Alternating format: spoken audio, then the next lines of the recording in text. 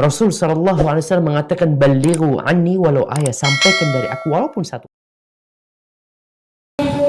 Assalamualaikum warahmatullahi wabarakatuh. Alhamdulillah, alhamdulillahilladzi bi ni'matihi tatimmus shalihat wa bi fadlihi tatanazzalul khairat wal barakat wa bi taufiqihi tatahaqqul maqasid wal ghayat. Ashhadu an la ilaha illallah wahdahu la syarika lah wa ashhadu anna Muhammadan abduhu wa rasuluhu la nabiyya wa la rasula ba'dah. Allahumma salli wa sallim wa barik ala sayyidina Muhammad wa ala alihi wa sahbihi al-mujahidin at-tahirin. Amma ba'd, faya ayyuhal hadirun, usikum wa iyaya bitaqwallahi wa ta'atihi la'allakum tuflihun. Qala Allah ta'ala fi kitabihil karim, a'udzu billahi minasy syaithanir rajim. Ya ayyuhalladzina amanu ittaqullaha haqqa tuqatih ittaqullaha haqqa tuqatih wa la tamutunna illa wa antum muslimun. وقال أيضا في آية أخرى والذين كذبوا بآياتنا سنستدرجهم من حيث لا يعلمون وأملي لهم إن كيدي متين. صدق الله العظيم. Ma'asyiral muslimin, jemaah Jumat rahimakumullah. Pertama, mari kita bersyukur kepada Allah Subhanahu wa taala atas segala curahan nikmat yang telah Allah anugerahkan kepada kita hingga siang hari ini. Kita tidak kesulitan, tidak ada musuh yang menyerang, tidak ada orang yang ingin menzalimi kita saat kita ingin pergi ke masjid untuk melaksanakan salat Jumat secara berjamaah.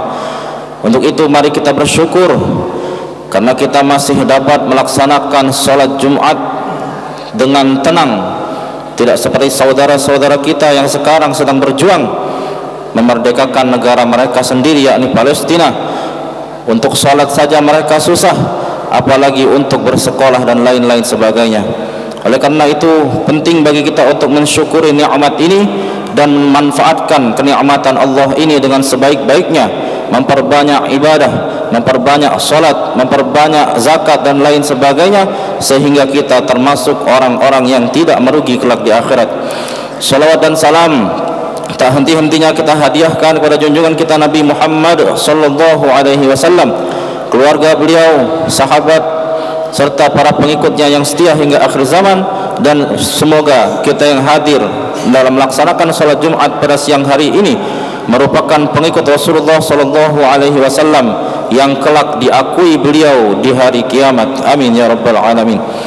Ma'asyiral muslimin, sidang Jumat rahimakumullah.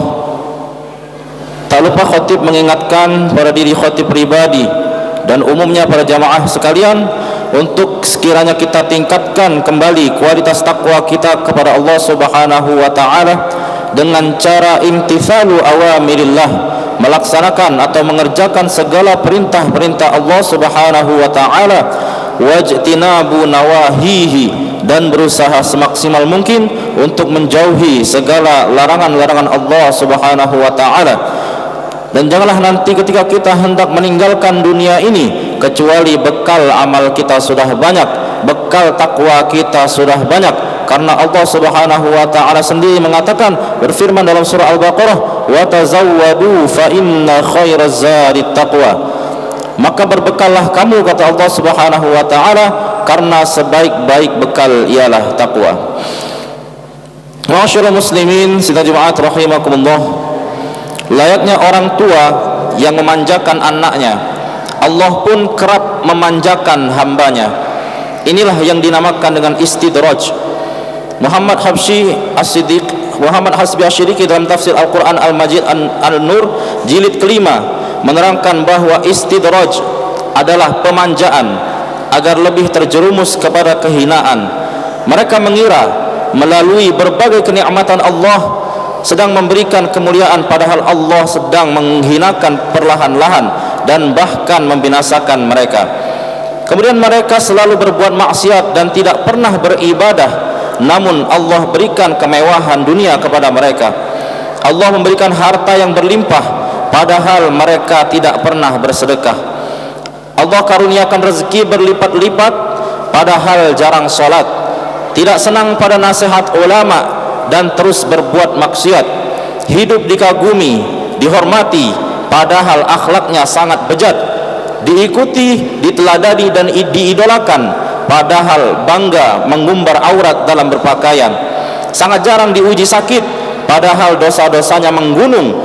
Tidak pernah diberikan musibah, padahal gaya hidupnya jumawa, meremehkan sesama, angkuh serta berdebah. Allah berikan anak-anak yang sehat dan cerdas, padahal ia memberi makan dari harta hasil riba, menipu dan korupsi. Hidup bahagia penuh canda tawa, padahal banyak orang karenanya terzolimi. Karirnya terus menanjak, padahal banyak hak orang yang diinjak-injak.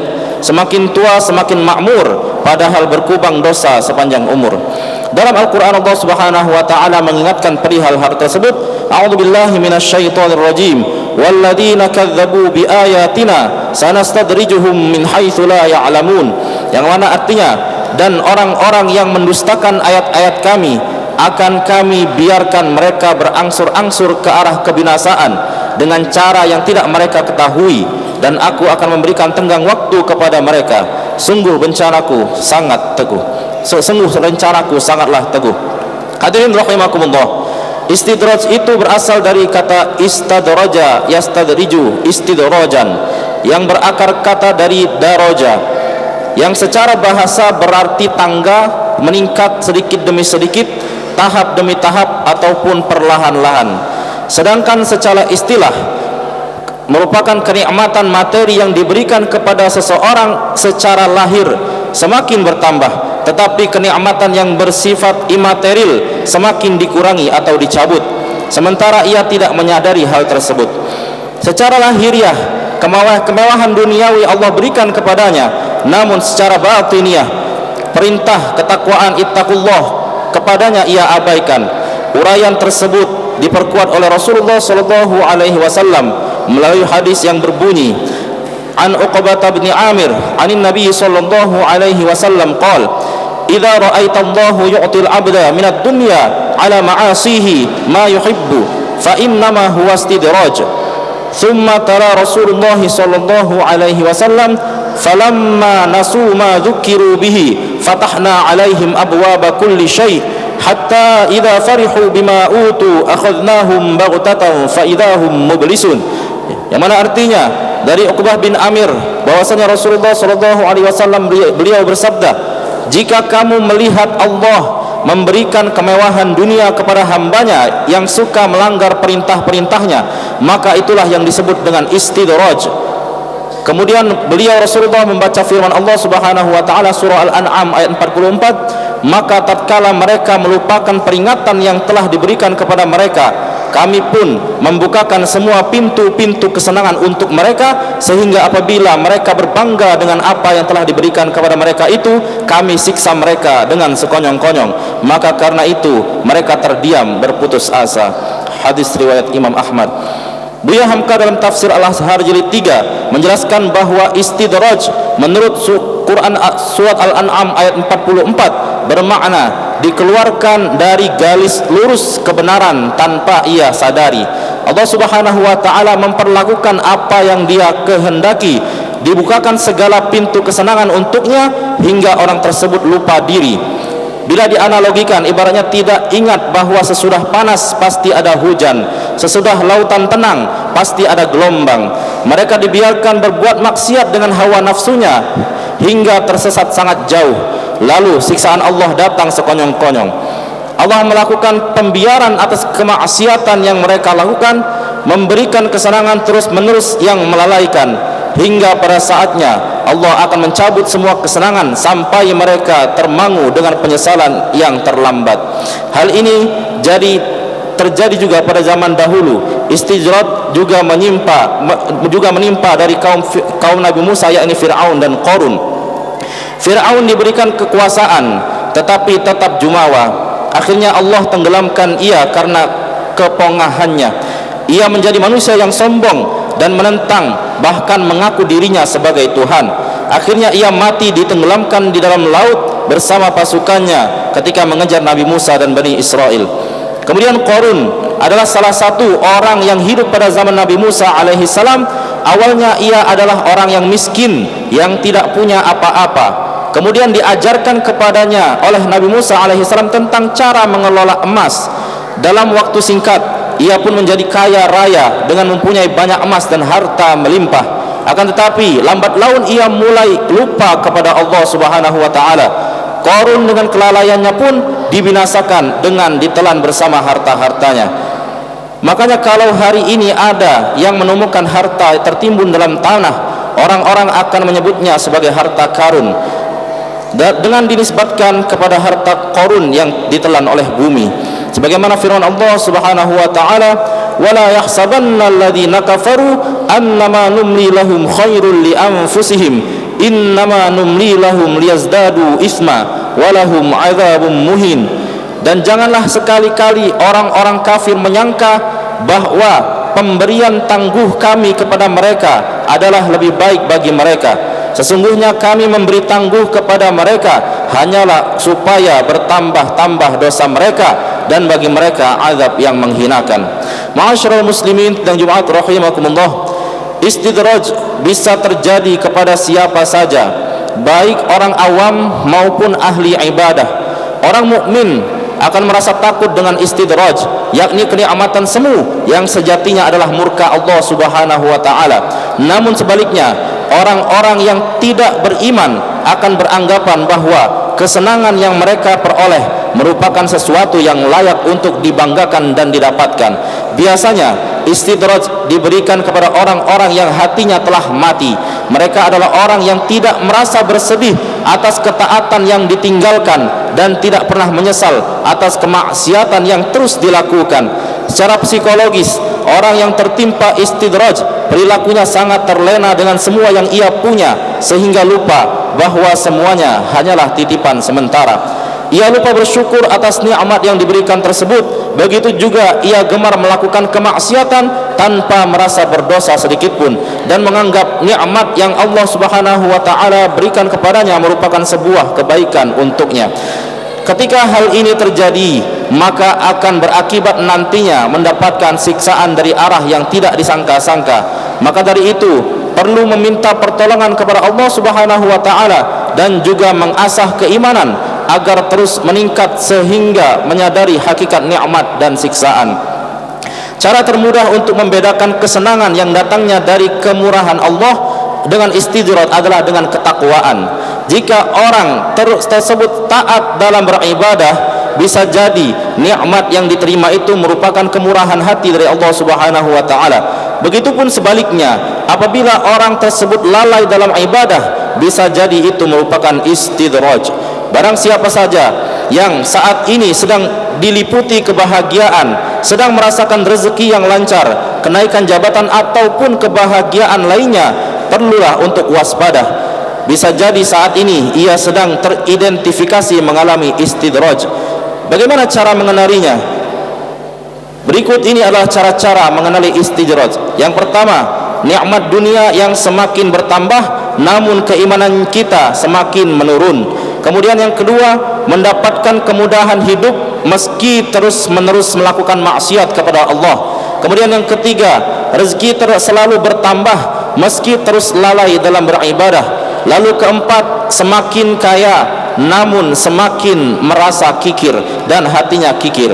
Kemudian yang terakhir, jarang terjadi sakit kepada dirinya, jarang ditimpa sakit terhadap dirinya, namun kerap berlaku sombong.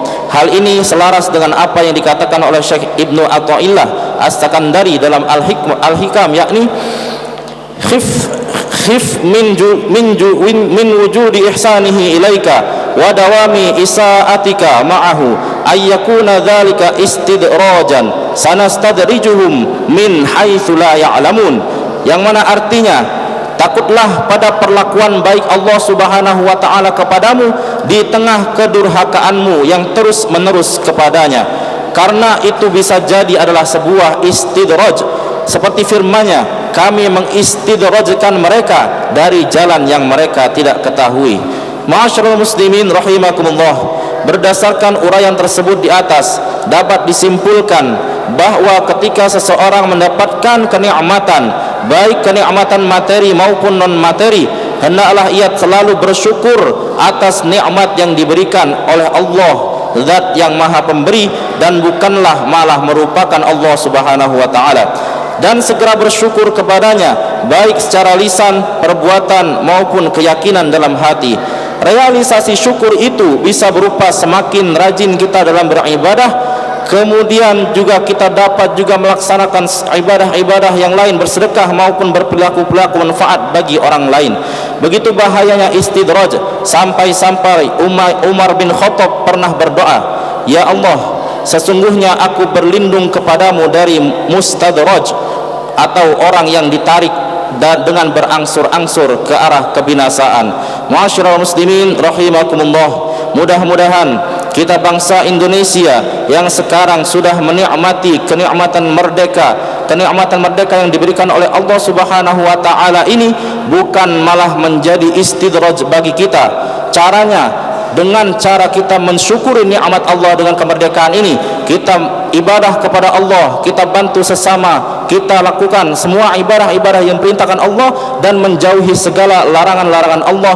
Insyaallah nikmat yang Allah berikan kepada kita berupa kemerdekaan saat ini bukan merupakan istidraj, namun memang kemurahan hati dari Allah Subhanahu wa taala. Kita doakan saudara-saudara kita yang ada di Palestina, semoga mereka juga mendapatkan kenikmatan kemerdekaan seperti kita saat ini, sehingga mereka juga mendapatkan kemurahan hati dari nikmat kemerdekaan ini, sehingga mereka dapat beribadah dengan tenang, khusyuk, dan menyekolahkan anak-anak mereka hingga perguruan tinggi dan mendapatkan pekerjaan yang layak. Demikian khutbah singkat kali ini, mudah-mudahan bermanfaat. Aqulu qouli hadza wa astaghfirullahal azim wa a'udzu billahi minasyaitonir rajim. Wal 'asri innal insana lafi khusrin illa alladziina aamanu wa 'amilus solihati wa tawassaw bil haqqi wa tawassaw bis sabr. Barakallahu li wa lakum fil Qur'anil 'azim wa nafa'ani wa iyyakum bima fihi minal ayati wadh-dhikril hakim. وتقبل مني ومنكم تلاوته إنه هو الغفور الرحيم. اللهم صل على سيدنا محمد وعلى آل سيدنا محمد.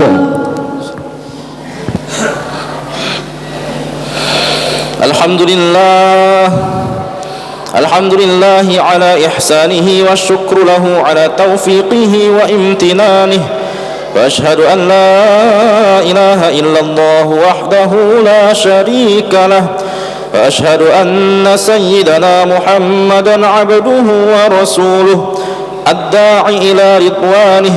اللهم صل على سيدنا محمد وعلى آله وأصحابه وسلم تسليما كثيرا. أما بعد، فيا أيها الناس اتقوا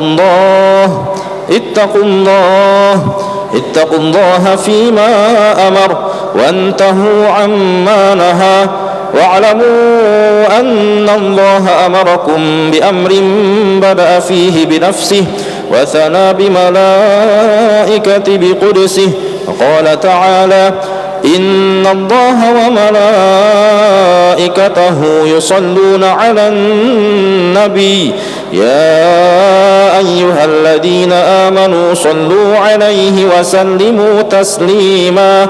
اللهم صل على سيدنا محمد صلى الله عليه وسلم وعلى آل سيدنا محمد وعلى أنبيائك ورسلك وملائكة المقربين وارض اللهم عن الخلفاء الراشدين أبي بكر وعمر وعثمان وعلي وعن بقية الصحابة والتابعين وتابع التابعين لهم بإحسان إلى يوم الدين وارض عنا معهم برحمتك يا أرحم الراحمين. اللهم اغفر للمؤمنين والمؤمنات والمسلمين والمسلمات الأحياء منهم والأموات برحمتك يا أرحم الراحمين.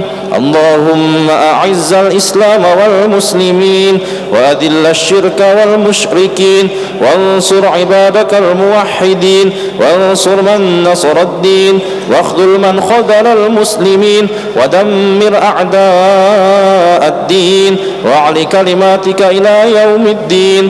اللهم ادفع عنا البلاء والوباء والزلازل والمحن وسوء الفتنة والمحن ما ظهر منها وما بطن عن بلدنا هذا خاصة وسائر البلدان المسلمين عامة خصوصا إلى فلسطين يا رب العالمين. ربنا هب لنا من أزواجنا وذرياتنا قرة أعين واجعلنا للمتقين إماما. ربنا آتنا في الدنيا حسنة وفي الآخرة حسنة وقنا عذاب النار والحمد لله رب العالمين. عباد الله إن الله يأمر بالعدل والإحسان وإيتاء ذي القربى وينهى عن الفحشاء والمنكر والبغي يعظكم لعلكم تذكرون. فاذكروا الله العظيم يذكركم واشكروه على نعمه يزدكم واسألوه من فضله يؤتكم ولذكر الله أكبر والله يعلم ما تصنعون. أقم الصلاة.